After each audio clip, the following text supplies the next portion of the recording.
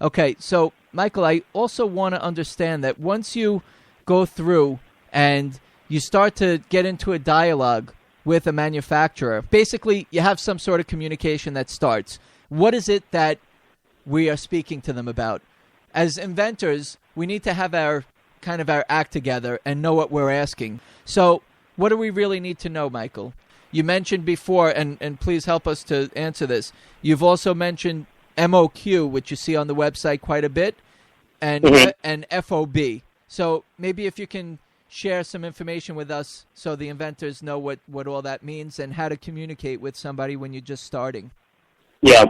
So I would say start with the communication first. So I always advise our buyer or user when they start communicating with the supplier, don't be shy to introduce yourself, because we have quite a bit of traffic every day to the site, and I'm sure these suppliers, they get a lot of inquiries every day. So if you put yourself in their shoes, they probably get a lot of inquiries, but they will also spend time to go through those inquiries. So I guess they usually rank these inquiries by how serious the communication is. So I would always say first just introduce yourself, who you are. If you have a company, definitely tell them your company, or maybe show them a website so that they also know you are a serious buyer. Because every day they probably just got a simple email and say, oh, how much is this, or how much it costs, things like that.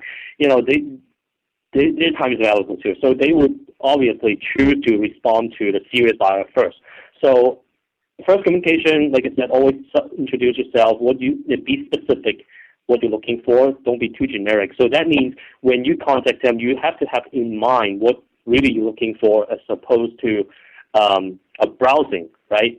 So that's something that I always advise my buyers to in the communication.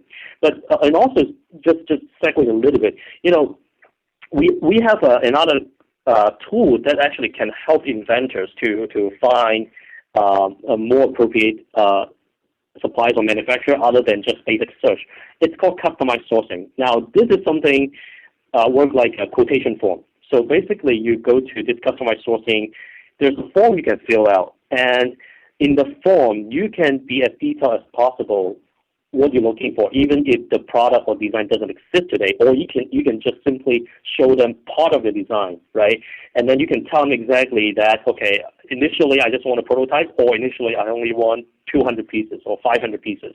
So when you specify those things in the form, and then when you submit it, it actually will go to our the customer sourcing industry team. They will help you to find qualified suppliers that interest in that inquiry, and they will return up to 10 quotes for you. So that may be another way to to communicate or to find suppliers. Where do you find that? Where is that, by the way? Is that on the front page of the website?